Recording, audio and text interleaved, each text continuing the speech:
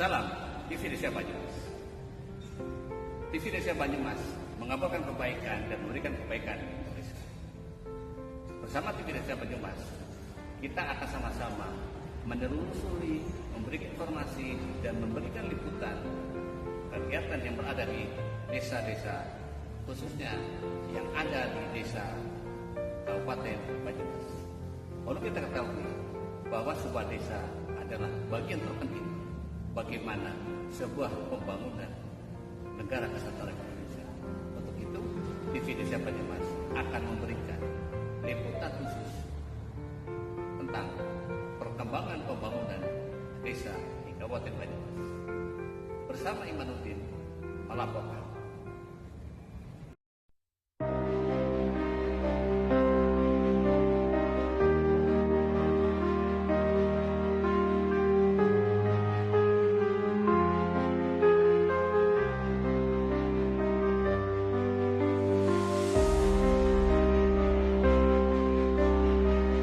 Warahmatullahi wabarakatuh. Selamat pagi, salam sehat dan salam bahagia untuk seluruh kerabat SDGs Desa Indonesia. Berjumpa kembali kita di Ruang Cakap SDGs Desa, kita makin cakap, desa makin mantap, bersama Kepala BPI Kementerian Desa Pembangunan Daerah Tertinggal dan Transmigrasi Bapak Ivanovis Agusta. Dan seperti biasa di hari Jumat, topik kita adalah Mari Tanya Gus Ivan.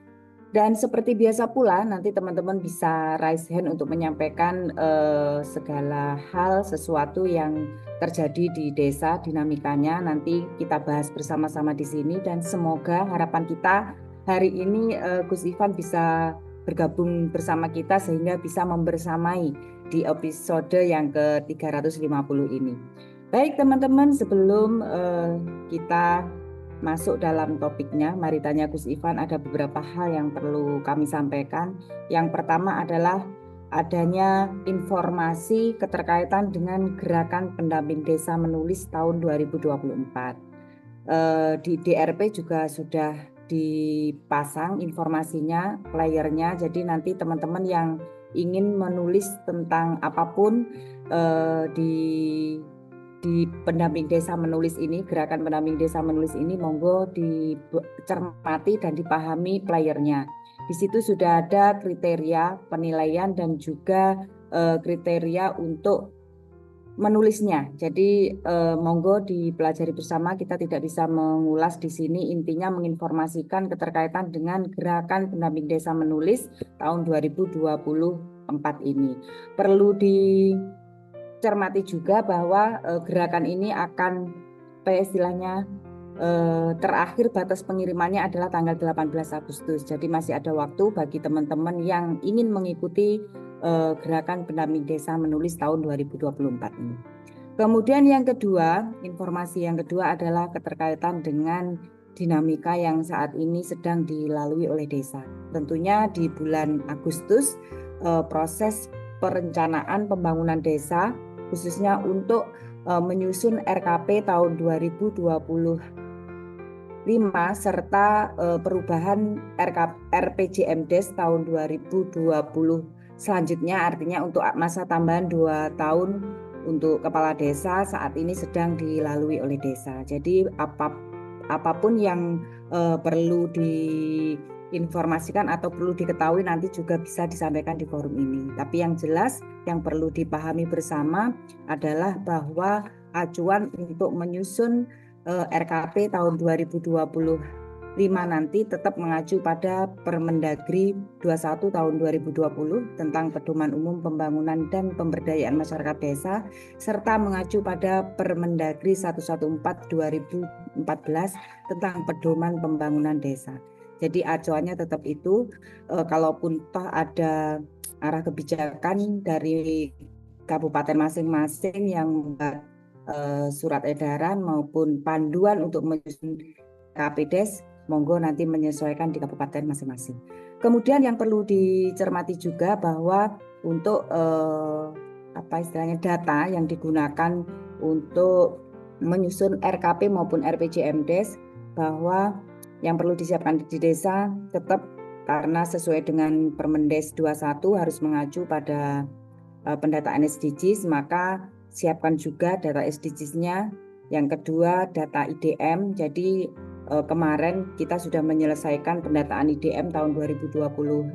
Jadi hal-hal apa yang perlu diungkit sehingga perlu istilahnya masuk dalam perencanaan, kemudian digunakan sebagai dasar pengambilan kebijakan, monggo nanti dibahas bersama-sama di lingkup desa bersama tim penyusun RPJMDes maupun tim 11 yang menyusun RKPDes. Jadi data adalah salah satu bahan untuk proses pengambilan kebijakan tentunya dalam perencanaan pembangunan di tahun 2025.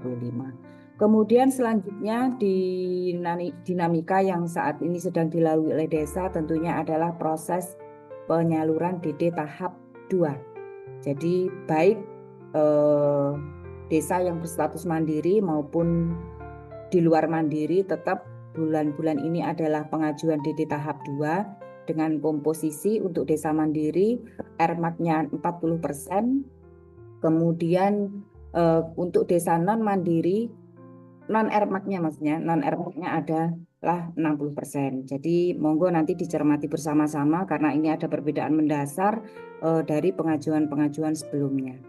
Kemudian jangan lupa serapan DD tahap 1-nya harus mencapai minimal 60% dan capaiannya minimal 40%. Itu juga harus dicermati oleh desa dan kita selaku pendamping juga memfasilitasi proses itu.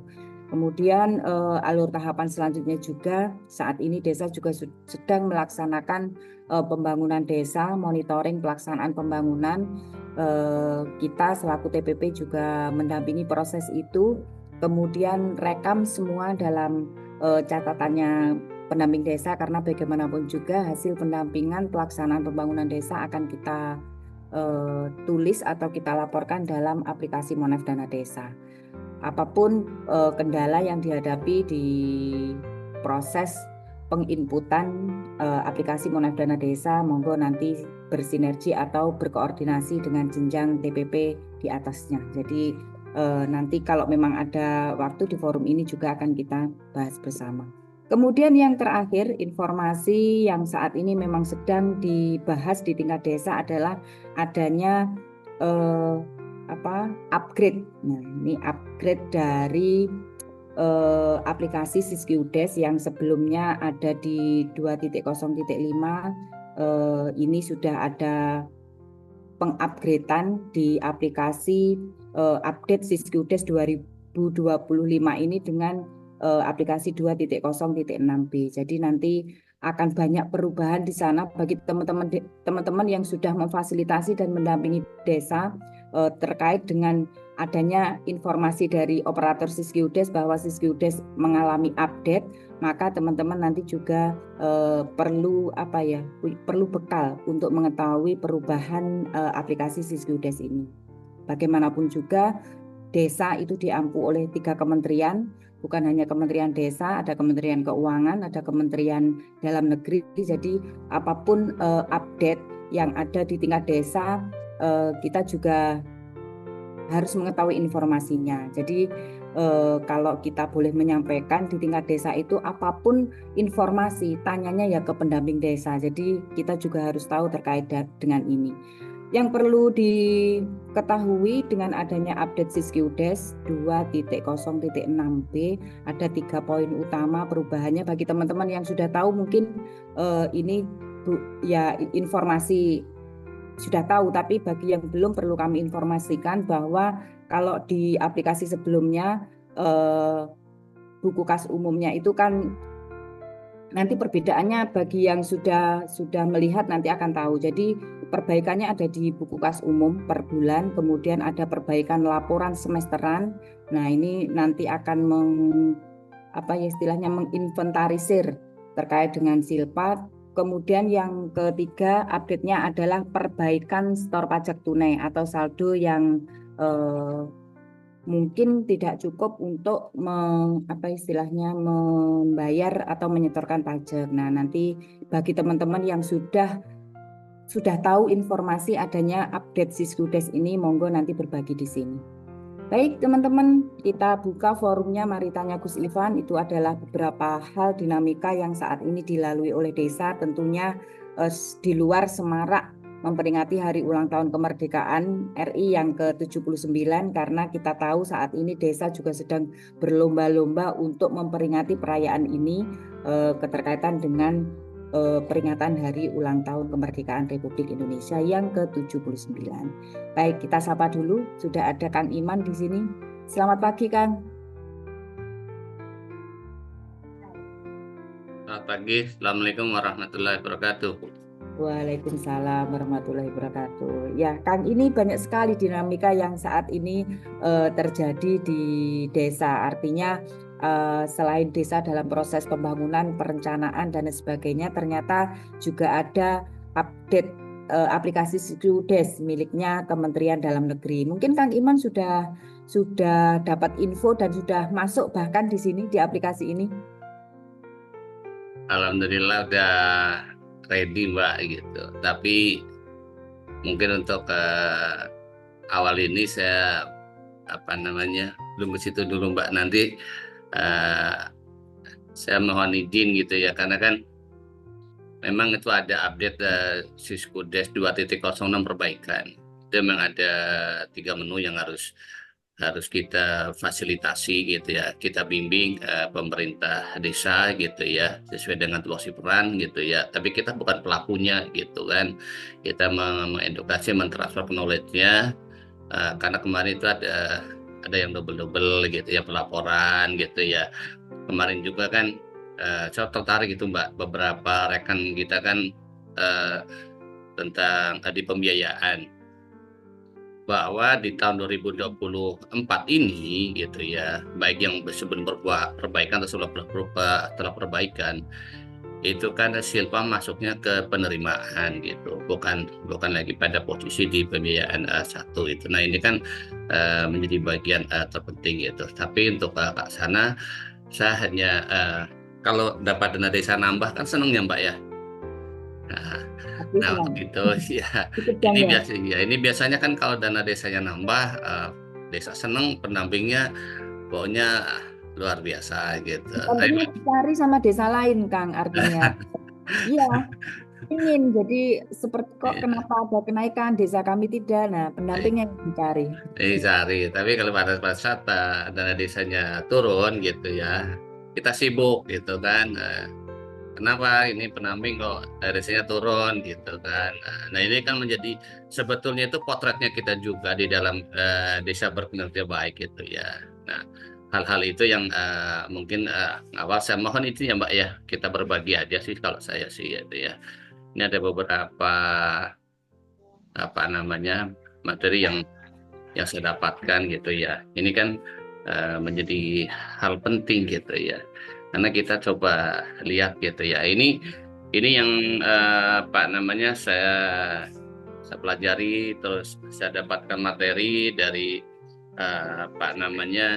Dinas OPD yang menangani gitu ya. Dan juga sebetulnya ada sih di PMK baik 145 atau 146. Di situ kan memang ada sebuah aturan teknis bahwa untuk alokasi kinerja tambahan untuk yang reguler gitu ya, maka yang harus kita sikapi pertama itu hal-hal indikatornya gitu. Nah, untuk nanti seperti apa gitu kan, taunya desa itu kan kadang-kadang kalau kita, dana desanya naik, dananya turun, tetapi di kami itu diperlihatkan gitu ya, di dalam berapa alokasi yang diterima oleh desa itu adalah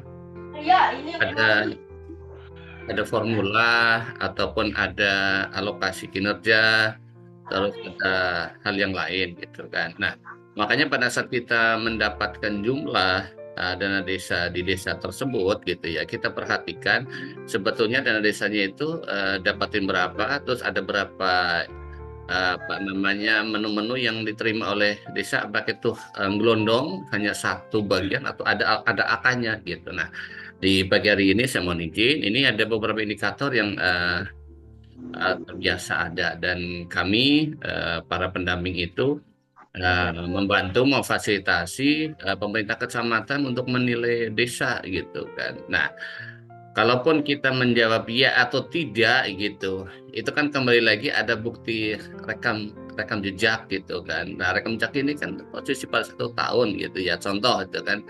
Yang pertama, apakah ada penyalahgunaan dana? Adek, berak dia. Hah?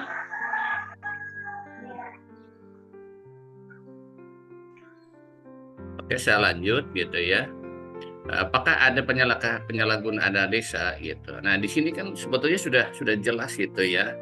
Tinggal jawab atau tidak, dan itu pun bisa ditelusuri dengan apa namanya, tentu ini ada sebuah indikator-indikator yang kita dapatkan gitu. Tinggal kita berkonsultasi, berkomunikasi tentang penyalahgunaan dana desa gitu ya. Biasanya kan berimplikasi pada sebuah hukum positif gitu kan. Yang kedua, apakah sudah ada peraturan desa tentang rencana pembangunan jangka menengah desa (RPJMDes)? Berarti artinya kalau pada sekarang ya RPJMDes yang masih 6 tahun ya, yang Pemda desa itu. Yang ketiga, apakah sudah ada peraturan desa tentang rencana kerja pemerintah desa pada tahun 2024 gitu. Nah, itu dibuktikan ya dengan bukti fisik gitu ya. Baik itu yang ada biasanya kan desa itu kan menyerahkan dokumen ini adalah untuk desa sendiri, untuk BPD, untuk pemerintah kecamatan ataupun untuk dinas gitu. Karena apa? Ini kan menjadi ya, hal yang menarik apabila sampai di tahun dari bulan Juli ini kok belum ada gitu kan. Yang keempat, apakah tersedia data atau dokumen barang milik desa gitu. Nah, ini kan bagaimana desa itu mengelola aset-asetnya desa. Kan gampang. Desa itu sering mencantumkan pendapatan asli desa gitu kan dari pengelolaan aset desa. Nah, sekarang aset desanya ada terus terinventarisir ataupun terdokumen dengan baik atau tidak. Nah, tentunya ini kan ada kaedah-kaedah yang mengatur bahwa itu ada gitu kan. Nah, biasanya itu ada kartu inventarisir registrasi ini ya, apa namanya, kepemilikan aset gitu. Makanya hal-hal semacam ini ternyata di luar dugaan kan, kita sebagai pendamping ternyata kita harus sampai sedetail seperti itu, bukan bukan artinya kita datang gitu ya, kita selfie terus apa namanya, merintah-merintah gitu, tidak gitu kan. Nah, yang kelima ini adalah apakah sudah implementasi CMS pada sistem pengelolaan keuangan desa. Ini di kami gitu ya, CMS itu yang non tunai gitu, berarti ya. Jadi pembayaran itu langsung dari bank gitu ya kepada rekanan ataupun kepada penerima manfaat secara langsung gitu. Nah, yang keenam, apakah sudah implementasi Siskudes online pada pengelolaan keuangan desa? Gitu.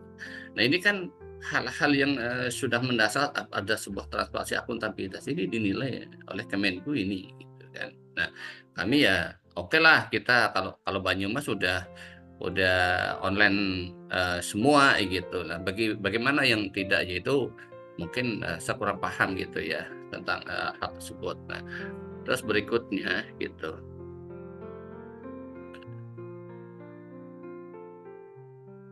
Itu adalah di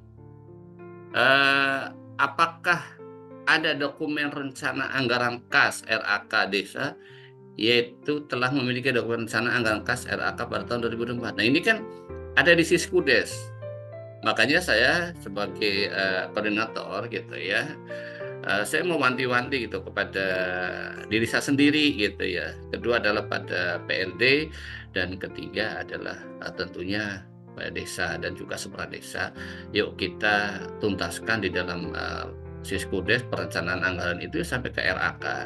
Itu kan bisa dicek gitu kan. Karena RAK ini kan untuk mengendalikan sebetulnya dana-dana yang akan dipakai oleh kegiatan itu sudah masuk atau belum gitu di bulan bersangkutan. Tidak asal misalnya kita cairkan gitu, padahal di RAK-nya belum tersedia. Nah, contohnya ya kayak kegiatan berbasis dana desa. Biasanya dana desa itu kan masuknya kan Maret gitu ya. Ya jangan menggunakan dana desa yang sifatnya adalah induk gitu ya, kecuali silpa gitu ya. Silpa kan bisa terpakai di Januari Februari gitu ya.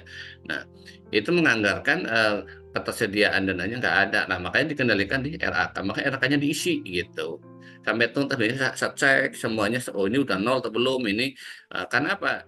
Pada batas itu kalau apa namanya APBD itu kan harus sehat gitu. Ya.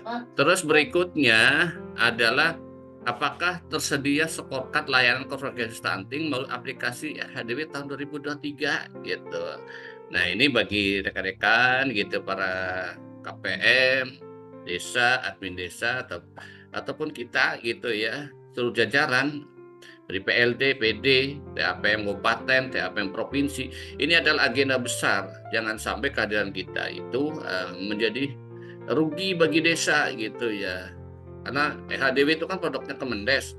Makanya apapun gitu ya harus kita tuntaskan. Jangan beralasan ini kredit gitu ya, ini uwer-uwer gitu bahasanya gitu. Ini menjadi bagian terpenting kan, ini penilaian tadi disampaikan oleh Mbak Tias adalah desa itu hadir, ada beberapa kementerian, dia adalah Kementerian Keuangan. Nah, sekarang Kementerian Keuangan itu minta gitu ya, sudah tertuang kok itu di dalam PMK 146. Nah, kalau udah total seperti ini kalau misalnya jawab iya, tapi di dalam dashboardnya nggak ada, ya sama juga kita membohongi data itu sendiri. Jangan bermain-main ke sini. HDW-nya HDW yang di aplikasi, bukan HDW manual yang pakai Excel gitu. Ya mohonlah gitu ya, bagi yang punya kewenangan memerintahkan untuk pakai Excel, hentikan, karena ini bukan bagian yang dalam sebuah penilaian gitu kan. 10 itu adalah berapa persentase anak yang lulus SD atau setara tahun 2023 kemarin kita dapetin gitu ya di dalam IDM, ATS itu, anak tidak sekolah gitu ya, ada programnya di Kemendes juga kayak gitu. Nah, ini sekarang memanggil data itu sendiri gitu. 11, apakah desa memiliki program pengelolaan sampah yang aktif gitu. Nah, terus berikutnya adalah 12 persentase perangkat desa perempuan terhadap total perangkat desa. Nah, ini yang satu sekian, ini sekian persen gitu. Itu dulu Mbak Tias, nanti kita lanjut. Saya kembali lagi ke Mbak Tias. Oke, luar biasa. Jadi memang khususnya di bulan kemarin, bulan Juli itu banyak apa ya istilahnya, sesuai dengan alur tahapan memang dilakukan monitoring dan evaluasi pelaksanaan APBDes di semester 1. Jadi kecamatan sesuai dengan Permendagri 20 ya, Permendagri 20 tentang pengelolaan keuangan desa itu melaksanakan tugas pokok dan fungsinya dalam rangka monitoring dan evaluasi dari pelaksanaan APBD semester 1. Nah, salah satu apa istilahnya formulir atau indikator yang digunakan untuk mengevaluasi dan memonitoring pelaksanaan yang ada di tingkat desa adalah seperti yang disampaikan oleh Kang Iman. Jadi belum banyak juga ini dilakukan di tingkat desa oleh kecamatan. Jadi nanti harapan kita semua bahwa sesuai dengan regulasi yang mengatur di Permendagri 20 itu semua bisa berjalan sehingga bisa meminimalisir sedini mungkin temuan yang ada di tingkat desa. Jadi data yang ada di desa pun juga bisa di apa ya istilahnya, kalau memang belum ada data yang real itu bisa diminimalisir dengan cara seperti yang Kang Iman sampaikan tadi. Menarik sekali Kang Iman, nanti akan kita lanjut karena bagaimanapun juga ini banyak teman-teman yang ingin mendapatkan informasi lebih keterkaitan dengan apa yang disampaikan Kang Iman. Nanti harapan kita lebih dikupas tuntas lagi sehingga bisa memberikan referensi ilmu bagi teman-teman dan desa. Baik, di sini juga sudah ada Pak Panudi ya. Selamat pagi Pak. Selamat pagi Mbak. Iya, pripun kabare Pak? Selamat pagi Mbak. Selamat pagi, nggih, sudah bisa masuk, nggih. Ini terkait dengan dinamika yang ada di tingkat desa. Kita ingin tahu informasi dari Pak Panudi, mungkin dari tingkat tenaga ahli kabupaten, hal-hal apa, dinamika apa yang dilakukan keterkaitan dengan alur tahapan yang saat ini sedang ada di tingkat desa. Monggo Pak. Ya, sebelum ke situ, saya tertarik apa yang disampaikan Mas Siman itu. Kalau diperbolehkan saya beri masukan kaitannya dengan indikator tadi.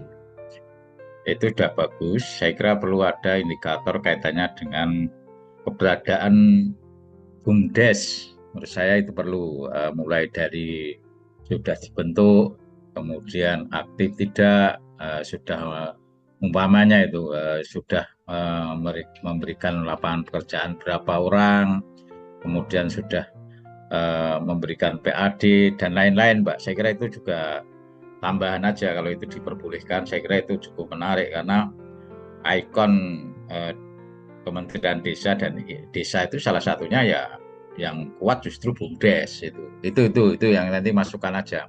Mungkin ini nanti juga perlu kita kembangkan lah di desa masing-masing kita itu. Pasti karena apa ya BUMDes mungkin dari secara kuantitatif sudah banyak dibentuk, tapi kaitannya dengan apakah aktif atau tidak, kemudian sudah menyerap tenaga kerja, mengeluarkan PAD dan lain-lain lah. Itu dulu kan. Terus kemudian yang ini Mbak, saya kira yang menarik ini Mbak. Mungkin kemarin juga ada surat dari Kementerian Desa untuk melakukan survei atau identifikasi kaitannya kebutuhan pelatihan untuk masyarakat ini. Ini saya kira menurut saya cukup menarik sekali. Karena apa? Karena terus terang 10 tahun Undang-Undang Desa ini sudah dijalankan dan ada perubahan-perubahannya. Kalau kita lihat kaitannya dengan prosentasi, kaitannya dengan pemberdayaan alokasi dana desa untuk pemberdayaan dalam tanda kutip, kalau tidak dipresentasikan dari atas mungkin sangat minim gitu loh. Nah ini saya kira perlu menindaklanjuti surat itu juga kita termasuk di tempat kami kemarin mencoba salah satu kecamatan kemudian kasih PMD-nya cukup respon. Ini terkait apa? Terkait kemarin kami mengadakan sebuah BIMTEK, khususnya kaitannya dengan ketahanan pangan ini.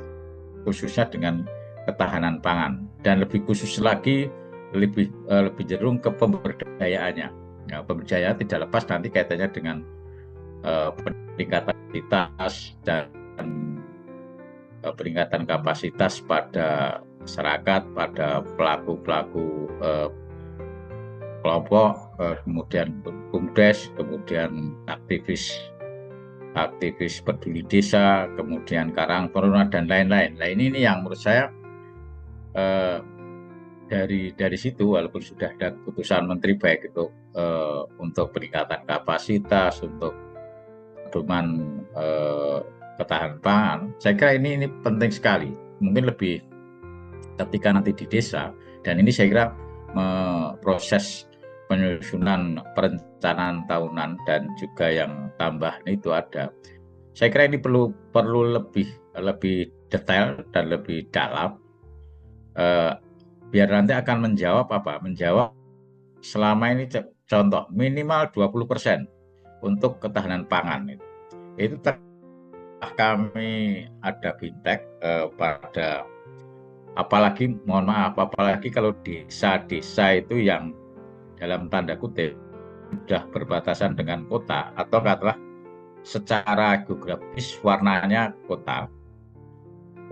kota, tapi secara administrasi desa. Ini sudah dalam konteks kebingungan apa yang saya kira banyak sebenarnya kalau mau katakanlah kita menggali contoh kaitannya dengan ada di kecamatan itu banyak kan itu sudah berbatasan dengan kota. Sampah itu kan jadi persoalan.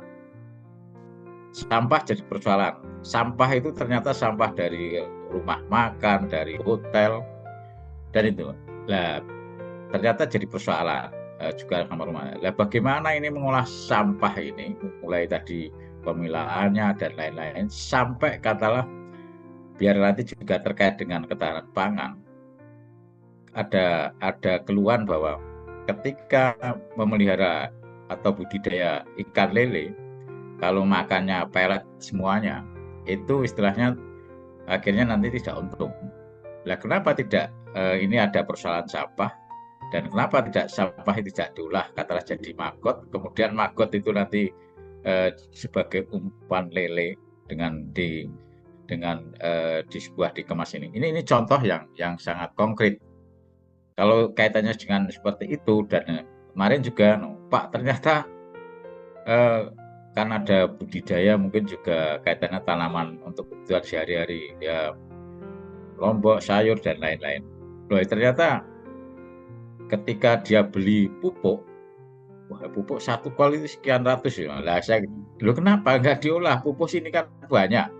Nah ini harapan kami dari BIMTEK kemarin itu mewarnai untuk penggunaan dana desa untuk pemberdayaan, dan kemudian dari masing-masing desa pesertanya itu Pak Care atau Bu Care, kemudian ada kader pembangunan, jelas saya yang pemberdayaan atau pembangunan lah.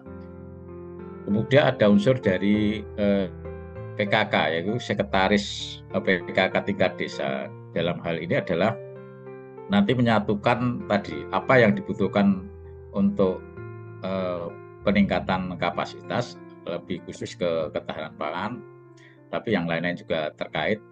Dan ini nanti biar sinkron antara pemerintah desa, kader yang aktivis-aktivis yang di masing-masing wilayah, kemudian juga sekretaris. Kenapa sekretaris PKK tingkat desa? Karena dia yang membuat kaitannya dengan perencanaan. Kalau di sini yang kaitannya dengan perencanaan kegiatan-kegiatan PKK ini. Ini menurut saya yang untuk menjawab tadi kaitannya dengan anggaran yang minimal 20%, dan harapannya juga tidak sia-sia, dalam arti tidak hanya sekedar belanja untuk memenuhi katakanlah menghabiskan anggaran 20%, tapi bagaimana katakanlah keberlanjutan kaitannya dengan program kegiatan yang dibiayai dengan dana desa untuk ketahanan pangan itu ada sebuah keberlanjutan. Kenapa? Ya tadi kaitannya dengan ketahanan pangan. Lah ini yang kami, Mbak, ini kami justru respon sekali, dan mungkin terkait dengan karena di wilayah-wilayah tempat kami itu banyak UMKM.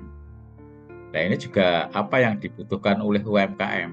Sekarang UMKM itu kalau masih konvensional perkembangannya ya, apakah dengan UMKM itu harus naik kelas dalam konteks harus kreatif mulai dari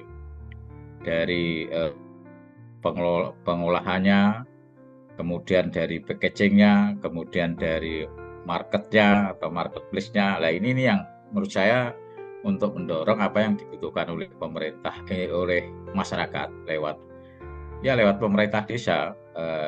Ini saya kira sangat relevan di tempat kami. Kami berusaha untuk mendorong pada warga, kelompok masyarakat, baik UMKM dan lain-lain. Itu yang kami lakukan, Mbak. Dan ini harapan kami juga nanti akan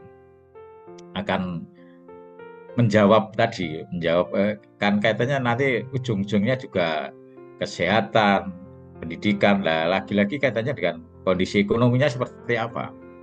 Nah ini kan juga seperti itu, katakanlah dengan barang kebutuhan hidup sehari-hari itu kan naik, seperti cabai ini naik dan yang lain naik. Ketika itu tidak ditopang dengan penghasilan dalam konteks kalau masing-masing keluarga sudah punya kaitannya dengan hasil-hasil pertaniannya, baik itu pertanian dalam bentuk apapun di masing-masing itu, ini akan mengurangi kaitannya dengan pengeluaran, sehingga akan katakanlah dengan pendapatannya yang pas-pasan atau pendapatan yang tidak naik, tapi kita beberapa kebutuhan kehidupan sehari-hari itu sudah bisa ditopang dengan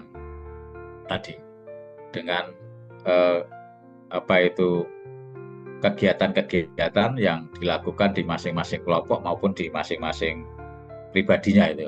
Ini yang lakukan ini Mbak Tias itu. Kalau kaitannya dengan proses pencairan, tempat kami sudah tahap 2 sudah cair semuanya. AD-nya mungkin juga ADD-nya juga sudah cair semuanya ini Pak. Perencanaan saya kira ini proses pencahayaan penyusunan RKPDes itu sudah mulai di masing-masing desa, mungkin tinggal dinamika masing-masing. Itu yang untuk tahun 2025 nanti. Gitu. Itu Mbak yang menurut saya perlu ada penekanan dan penegasan kegiatan-kegiatan untuk pemberdayaan ini benar-benar digali. Kita memang ya harus agak berat kalau kita tidak terbiasa, karena mau nggak mau ke kelompok-kelompok itu saya kira cukup menarik. Gitu Mbak, terima kasih Mbak Tias. Baik, terima kasih Pak Panudi. Ada beberapa hal yang memang perlu kita tindak lanjuti bersama. Tadi disampaikan adanya monitoring khususnya terkait dengan BUMDes ya. Ini sangat setuju sekali Pak D. Seperti kemarin yang dilaksanakan di kecamatan kami, ada 5 penilaian atau 5 monitoring evaluasi keterkaitan dengan pelaksanaan pembangunan di semester 1. Jadi yang pertama berkaitan dengan semua regulasi yang mengatur. Jadi baik Perdes, Perkades, SK-nya itu semua apakah sudah lengkap atau belum. Kalaupun ada yang belum lengkap, maka itu yang rekom yang harus dikeluarkan agar desa segera melengkapi, khususnya terkait SK. Jadi kebanyakan masih banyak desa yang belum menindaklanjuti dari Perkadesnya, sehingga SK-SK yang berkaitan dengan honor itu belum ada, padahal itu juga menjadi salah satu istilahnya dasar untuk mencairkan uang dari rekening kas desa. Kemudian yang kedua itu berkaitan dengan betul sekali penyertaan modal BUMDes itu menjadi istilahnya monitoring yang dilaksanakan di tingkat desa, di tingkat kecamatan. Artinya ketika memang ada penyertaan modal BUMDes, hal-hal apa yang perlu dilengkapi oleh desa. Jadi kemarin berkaitan dengan perdesnya, perdes penyertaan modal, kemudian berkaitan dengan proposalnya, kemudian proyeksi rugi laba, laporan pertanggungjawaban BUMDes. Nah, itu semua yang sudah sudah harus ada di BUMDes dan di desa, sehingga ketika dilakukan monitoring dan evaluasi, kalau memang belum ada, maka segera ada rekom untuk melengkapi, khususnya terkait dengan proposal. Jadi kemarin dasar dari penyertaan modal itu proposalnya belum ada. Jadi itu tindak lanjutnya harus disusun oleh pengurus BUMDes karena dasar pencairan penyertaan modal itu adalah pengajuan proposal dari pengurus BUMDes. Kemudian yang selanjutnya kemarin juga kita mengawal keterkaitan dengan serapan APBDes per sumber dana. Jadi karena kita dilibatkan di tim monitoring, khususnya dari pendamping itu kemarin mengawal terkait dengan serapan APBDes dari sumber dana desa. Jadi ternyata juga banyak permasalahan, Pak D, nanti kita juga bahas di forum ini, karena identifikasi dari hasil serapan dana desa, ada beberapa desa yang belum bisa melakukan pengajuan DD tahap 2 karena serapannya masih sangat minim.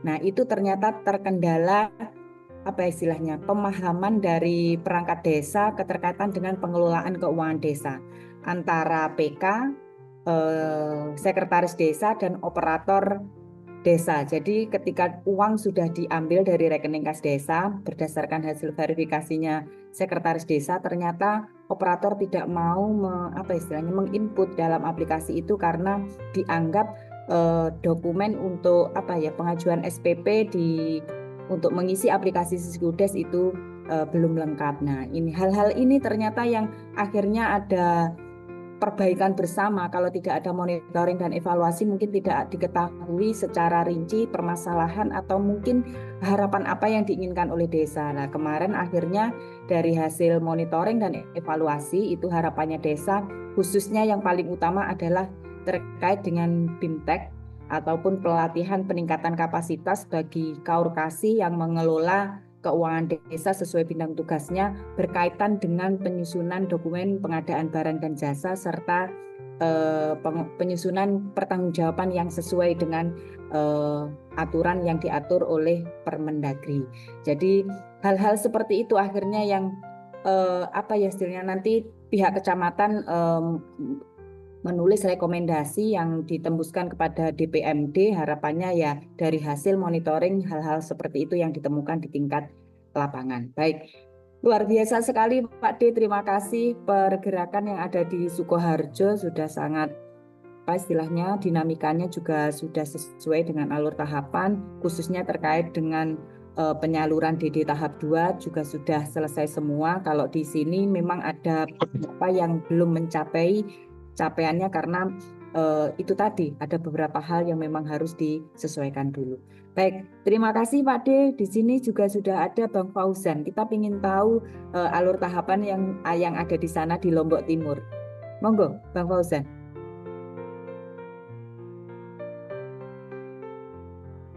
Oke, bisa open mic? Kita bantu? Ya. Oke. Baik, terima kasih Mbak Tias, jadi Mbak Nudi, terima kasih. Assalamualaikum warahmatullahi wabarakatuh. Waalaikumsalam. Jadi terkait dengan perkembangan progres kami terutama di dampingan kami di Kecamatan Wanasaba, Kabupaten Lombok Timur, masih pada proses yang pertama tentu untuk dana desa. Alhamdulillah baru 5 desa yang sudah tahap kedua. Yang lainnya masih menunggu proses di kabupaten karena memang terkait dengan persyaratan-persyaratan yang harus diselesaikan, dan kami di kecamatan dampingan kami alhamdulillah semua persyaratan sudah selesai. Jadi cuma karena memang di kabupaten yang menjadi kan nanti karena dia yang langsung PDF-nya dikirim ke desa untuk ditandatangani.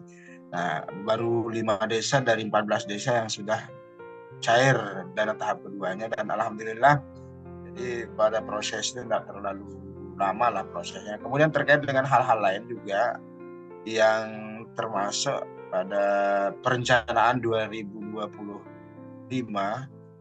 ini masih memang kita masih pada di tingkat musrenbangdesnya ini masih terlambat. Memang kita seharusnya Juli kita lakukan, tetapi kita ini masih belum semua desa melakukan hal itu, sehingga progres untuk perencanaan 2025 kami juga agak lamban ini Pak Tias. Kemudian tapi untuk perubahan RPJMDes dari 14 desa yang kami dampingi, jadi alhamdulillah sudah selesai clear 11 desa karena 11 desa perubahan dulu.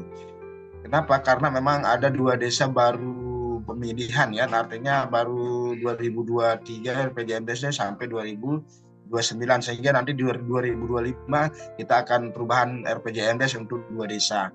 Kemudian untuk 1 desa karena memang penjabat di situ kan tidak ada kewajiban untuk membuat RPJMDes perubahan, hingga 11 desa sudah clear dan alhamdulillah ini progres kita.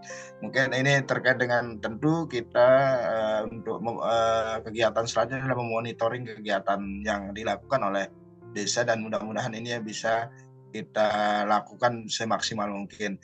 Cuma di sini kan untuk Monep DD juga Mbak Tias, jadi lagi-lagi masih belum bisa semua ya.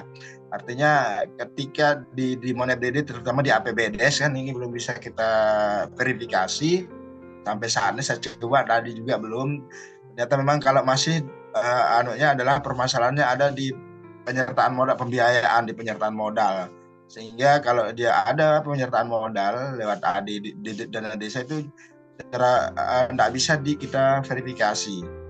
Ini yang menjadi permasalahan, ini belum ada titik terang ini. Ya, padahal data kita sudah menunggu, tinggal bisa langsung bisa 100% nantinya di APBDes-nya nanti. Itu terkait dengan APBDes. Nah, saya kira untuk kegiatan yang lain alhamdulillah kemarin ini sih belum kita pahami juga. Nanti kan apa yang disampaikan Kang Iman tadi, bahwa kami di semua bendahara kemarin itu ada beberapa bendahara dan kepala desa kan dipanggil oleh kabupaten untuk mensinkronisasikan antara CMS di Siskudesnya. Sehingga ini kan ilmu baru, kayak ini kita juga belum bisa masuk di situ. Kayak apa yang disampaikan Kang Iman juga, memang beliau ini sangat luar biasa sekali karena bisa memasuki sistem di situ, artinya di Siskudes. Karena kadang-kadang kita pendamping ini jarang sekali memang bisa masuk ke sana, karena memang kadang-kadang akses yang ke sana yang tidak bisa kita lakukan. Artinya bahwa kabupaten kadang-kadang dinas BMD kan tidak bisa kita ikut juga di situ, malah harus mereka saja ya, kita tinggal saja mendampingi desa saja dalam hal-hal terkait dengan Siskiudes ini, sehingga kami terus terang saja di Lombok Timur khususnya untuk mengakses itu kadang-kadang memang kita agak buntu sedikit, tetapi memang kalau didampingan kami karena selalu kami koordinasi dengan bendahara desa, dan ini insya Allah akses untuk Siskiudes bisa kami lakukan sharing dengan bendahara, sehingga apa-apa kadang-kadang ditanya ya kita bisa menjawab itu, karena memang sudah ada kita pernah lakukan buka bersama bendahara desa ya. Itu yang bisa kami lakukan. Saya terima kasih atas kesempatan yang diberikan kepada kami. Assalamualaikum warahmatullahi wabarakatuh. Iya, waalaikumsalam warahmatullahi wabarakatuh. Luar biasa ini Bang Fauzan. Jadi ada beberapa hal yang disampaikan oleh beliau khususnya berkaitan dengan laporan dalam aplikasi Monef Dana Desa. Jadi memang per hari ini itu kan teman-teman seluruh tenaga pendamping profesional sedang berjibaku untuk mengupload APBDes di Monef Dana Desa. Banyak sekali kendala dan itu masih belum satu pemahaman, artinya belum satu satu instruksi, satu bimbingan untuk bagaimana mengupload APBDes di Monef Dana Desa tahun 2024 ini. Harapan kita khususnya yang PLD, PD yang berada di bawah yang secara langsung melakukan inputting itu untuk paling tidak ada ada bimbingan teknis peningkatan kapasitas bagi kami bagaimana untuk satu arah, satu tujuan untuk menginput APBDes di tahun 2024 ini, karena kendala-kendala yang dihadapi luar biasa seperti tadi yang disampaikan oleh Bang Fauzan terkait dengan penyertaan modal, kemudian kode rekening, taggingnya. Nah, hal-hal ini yang harapan kita khususnya kami selaku pendamping lokal desa yang memang paling bawah pertama kali mencari data APBDes melalui aplikasi Siskiudes di laporan 1C, bukan laporan ya, penganggaran 1C-nya APBDes, kemudian sebagai bahan untuk menginput di template-nya APBDes Monef Dana Desa. Nah, ketika sudah sesuai kita unggah, banyak sekali hal yang kendala yang dihadapi bagi mereka yang punya improvisasi, inovasi dan mau mencoba-coba, mungkin hal ini bisa terupload, tapi ternyata banyak juga teman-teman yang akhirnya satu kali coba, dua kali coba sampai tidak bisa, akhirnya menyerah. Nah, ini karena aplikasi Monef Dana Desa ini penting bagi Kementerian Desa sebagai laporan dari pengelolaan dana desa. Harapan kami ini nanti ada terstruktur, itu ada bimbingan teknis maupun peningkatan kapasitas. Baik, terima kasih Bang Fauzan. Sekali lagi terkait dengan Siskiudes juga tadi disampaikan oleh Bang Fauzan bahwa tidak semua pendamping desa bisa mengakses aplikasi Siskiudes. Nah, ini kita kemarin juga mau cerita. Dari hasil monitoring dan evaluasi yang ada di kecamatan kami, selain melihat apa yang kita sampaikan tadi, kita juga melihat terkait dengan laporan LRA, laporan realisasi anggaran yang terinput di dalam aplikasi Siskiudes. Apakah sesuai dengan penarikannya ataukah masih ada anggaran yang belum terserap. Nah, itu kan semua terlihat di aplikasi Siskiudes. Kemudian di BKU-nya, buku kas umum, antara kas tunai dan kas rekening itu juga kita lihat.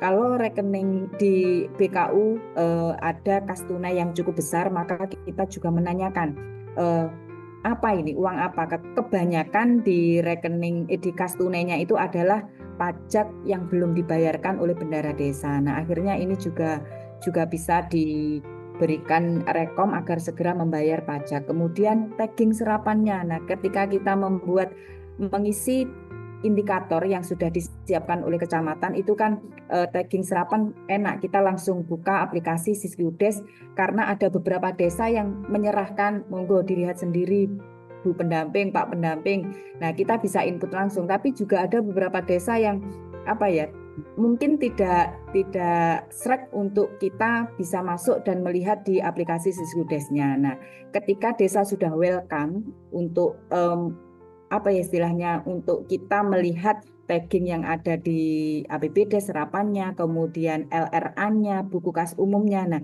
kalau kita tidak punya bekal untuk bisa melihat ke sana, ya eman-eman juga karena desa sudah sangat welcome.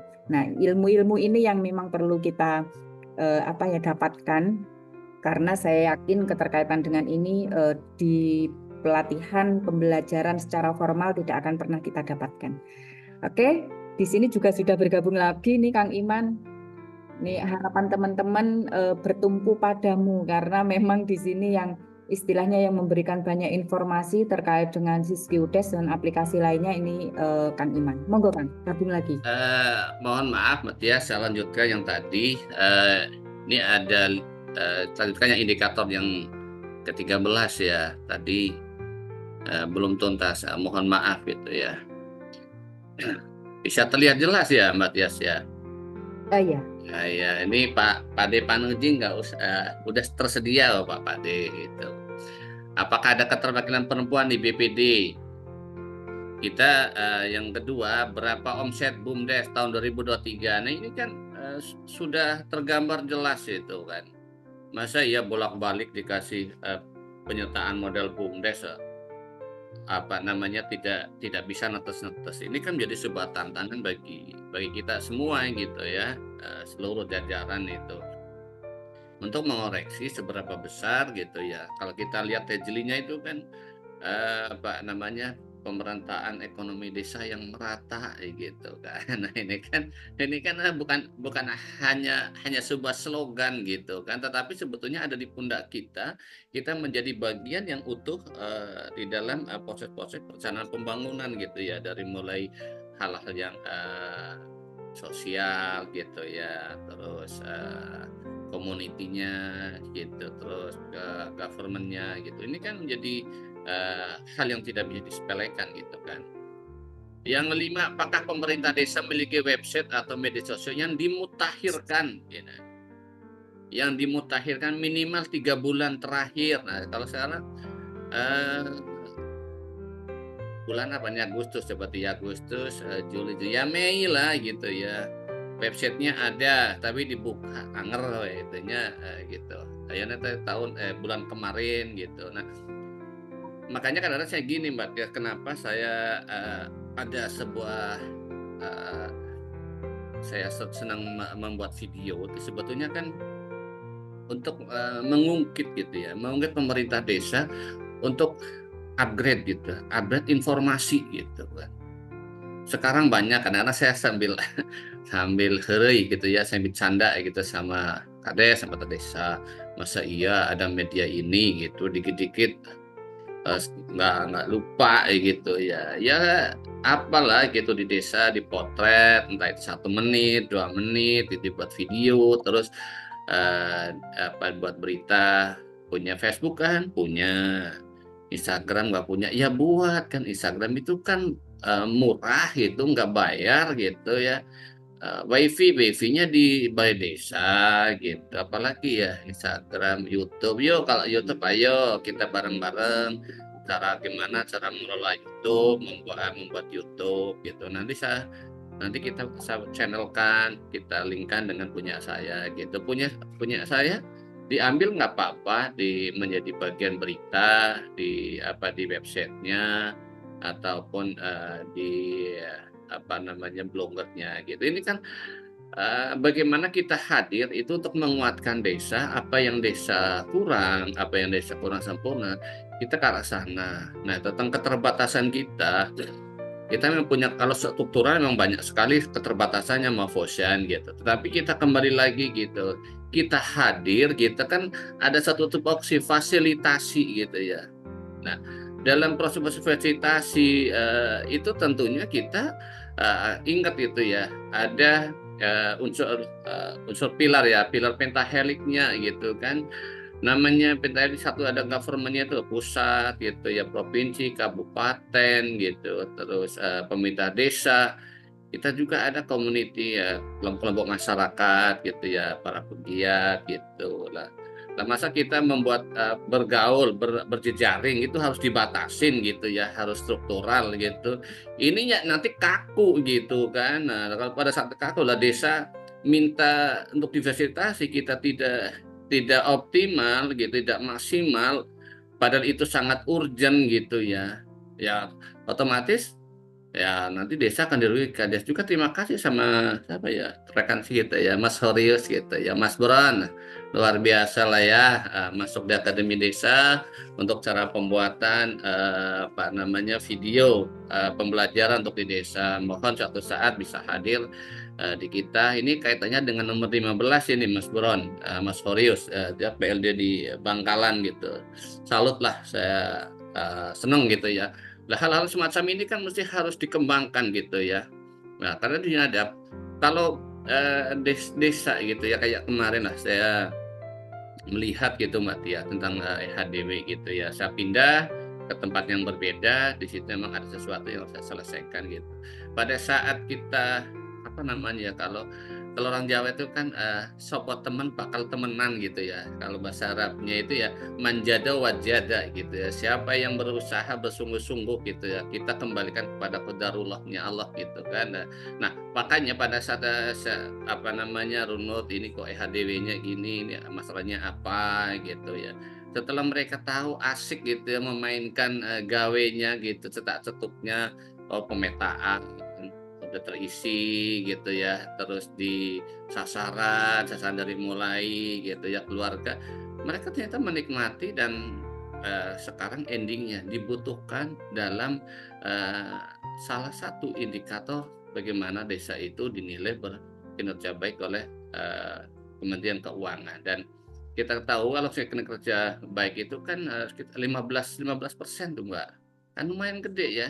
Nah kalau kami di Banyumas itu di atas 300 desa itu kan berarti kita 45 gitu kan. Nah kami tuh ingin coba ya, ini menjadi sebuah tantangan juga Mbak Tes bagi saya. Dulu waktu di Batu Raden dari 45 kami bisa meraup 9 desa. Pada 9 desa itu dari 12 itu terbanyak gitu. Yang kedua, ini sebuah tantangan bagi saya di Patik Raja sekarang 13 desa.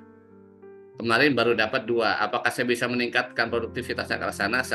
Ini menjadi sebuah tantangan karena kolaborasi saya yang separuh yang 1 semester oleh rekan saya, yang 1 semester ini mulai Juni di bagian pekerja saya. Apakah saya bisa menyelesaikan itu? Padahal ini untuk menghitung berapa alokasi ke kinerja untuk tadi reguler, ini sudah dibatasi waktunya, saya harus menyelesaikan kayak masalah itu 19 Agustus. Caca juga terima kasih kepada pemerintah daerah Kabupaten Banyumas karena ini menjadi kesempatan. Itu kan penilaian alokasi kinerja itu kan kalau kabupatennya tidak melakukan penilaian maka akan dinilai sendiri oleh Kemendikbud. Tetapi kalau kabupatennya ada penilaian maka akan menjadi sebuah porsi tersendiri sesuai dengan aturan berapa persen yang menjadi hak pengelolaan penilaian oleh kabupaten, yang sekian adalah oleh pemerintah pusat yaitu oleh Kementerian Keuangan.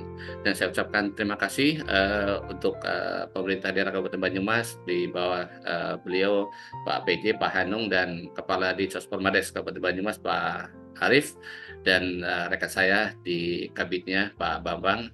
Kami siap selalu bagaimana caranya desa berkinerja baik sesuai dengan ketentuan. Terima kasih, saya kembali lagi. Mohon maaf apabila ada kekurangan yang begitu banyak. Saya kembali lagi, Mbak Tia, semangat. Baik, terima kasih banyak Kang Iman. Ini informasi lagi karena tadi ketika Kang Iman menyampaikan beberapa indikator dari proses monitoring dan evaluasi ternyata terputus sehingga informasi indikator terkait dengan BUMDes baru saja disampaikan setelah terputus tadi. Jadi sudah sangat lengkap disebutkan. Nah, ada hal yang menarik Kang Iman di poin 15. Tadi bahwa desa paling tidak 3 bulan terakhir mengupdate keterkaitan dengan website. Nah, ini memang apa ya istilahnya, kalau desa ingin maju dan bisa dikenal oleh bukan hanya lingkup masyarakat desa itu sendiri, khususnya bagi desa yang punya produk unggulan maupun wisata desa yang ingin mempromosikan desanya ke lebih luas lagi, maka memang desa harus mengupdate informasi melalui media sosial dan webnya. Jadi sesuai dengan salah satu programnya Kementerian Desa, adanya Desa Digital, harapan kita semua bahwa semua desa itu website bukan hanya sekedar desa punya, tetapi tidak diupdate isinya, padahal itu adalah wahana bagi desa untuk menginformasikan segala sesuatu yang ada di desanya. Jadi menarik sekali ini karena di kecamatan kami kemarin untuk poin yang 15 ini belum masuk dalam istilahnya evaluasi dan monitoringnya tingkat kecamatan. Nanti ini akan kita jadikan bahan masukan bagi pemerintah kecamatan ke depannya. Bagian ini akan juga masuk dalam monitoring dan evaluasi. Terima kasih banyak Kang Iman, ini informasinya luar biasa. Nanti semoga teman-teman juga bisa mereferensi apa yang sudah diinformasikan di forum ini. Baik. Sedikit Mbak Tias, mohon. Kalau nggak salah kemarin kan kita juga di-share kan oleh PPSDM, BPSDM itu ya untuk mengetahui program pelatihan yang relevan dan berkelanjutan itu kan. Nah, sebetulnya dari sini kan nyambung gitu ya. Maka yuk kita berharap apa yang kadang kan pelatihan gitu, tapi pelatihan itu mandek gitu ya, tidak sampai ke keberlanjutan. Nah, maka di dalam keberlanjutan ini ya kita sudah tahu lah ya siapa sih yang memberikan informasi itu. Tentunya adalah satu perangkat desa sendiri, yang kedua adalah masyarakat. Tinggal kan gampang kan gimana cara kita memfasilitasi. Tentunya kita harus mengetahui potensi-potensi yang ada di desa. Setidaknya kita udah berbekal data-data dari SDGs gitu ya, data-data dari IDM gitu ya, ataupun data-data dari yang lain. Maka dari itu apa yang disampaikan oleh Mbak Tias, apa sih susahnya kita ngupload, kita banyak media kok ya, ada media, nggak boleh aku sebut satu persatu, nanti kayaknya saya promo gitu kan. Terima kasih Mbak Tias. Oke, terima kasih Kang Iman. Sekali lagi sahabat SDGs Desa yang ada di ruang cakap ini, bagaimanapun juga apa yang dilaksanakan oleh desa dan hasil kita mendampingi desa itu akan bisa dilihat oleh seluruh khalayak luas melalui sarana media sosial. Salah satunya adalah website yang tadi sudah disinggung oleh Kang Iman, apakah websitenya itu juga diupdate dan diupgrade di minimal 3 bulanan. Jadi monggo nanti kita bergerak untuk salah satu langkah atau salah satu cara untuk paling tidak mempromosikan kegiatan-kegiatan kita dan mempromosikan program-programnya Kementerian Desa. Kita punya wadah, kita punya sarana, bagaimana kita memaksimalkan sarana dan wadah ini untuk sekali lagi mempromosikan program-programnya Kementerian Desa dan hasil dari kinerja kita tentunya. Baik, terima kasih banyak teman-teman. Ada beberapa poin yang nanti akan kita tindak lanjuti ke Kepala Badan BPI. Yang pertama adalah tadi disampaikan oleh Pak Panudi berkaitan dengan identifikasi pelatihan masyarakat. Nah, ini memang perlu. Jadi jangan sampai hanya sekedar pelatihan masyarakat tanpa ada diidentifikasi kebutuhan apa yang paling utama bagi perangkat desa maupun aparatur pemerintah desa. Nah, ini memang salah satu kita juga nanti memberikan masukan keterkaitan dengan identifikasi pelatihan bagi masyarakat. Kemudian yang kedua, nah ini tadi kita juga membahas terkait dengan Monef Dana Desa. Nah, keterkaitan dengan ini tentunya memang salah satu kunci utamanya adalah tim IT-nya Kemendes. Jadi bagaimana nanti tim kunci ini atau tim IT ini benar-benar bisa mengelola aplikasi Monef Dana Desa sehingga kita yang ada di lapangan itu bisa menggunakan aplikasi ini dengan baik tanpa harus berimprovisasi, sehingga nanti akan hanya syukur, kalau dalam bahasa Jawa hanya syukur munggah, atau apa yang diupload itu hanya sesuai dengan kemauan sistem, bukan hal real nyata yang ada di tingkat desa. Nanti pasti ini akan kita sampaikan ke Pak Kaban. Semoga nanti bisa memfasilitasi dan menghadirkan tim IT di ruang cakap SDGs di minggu depan. Kemudian yang selanjutnya, karena memang alur tahapan yang saat ini sedang dilalui oleh desa adalah perencanaan RKP 2025 dan perubahan RPJMDes, tadi juga sudah disebutkan, harapannya minggu depan ada materi pembahasan tentang perubahan RPJMDes. Sekali lagi nanti kita akan menyampaikan ke Pak Kaban. Semoga kendala-kendala dan harapan yang diinginkan oleh desa dan teman-teman di ruang cakap ini bisa difasilitasi oleh beliau. Dan tak terasa kita sudah berada di penghujung acara. Terima kasih teman-teman sudah bergabung bersama kami. Pak Panudi, terima kasih. Kang Iman, Bang Fauzan, semua yang sudah nimbrung di meeting chat yang memberikan masukan kepada kami bagi ruang cakap SDGs untuk materi-materi di minggu depan.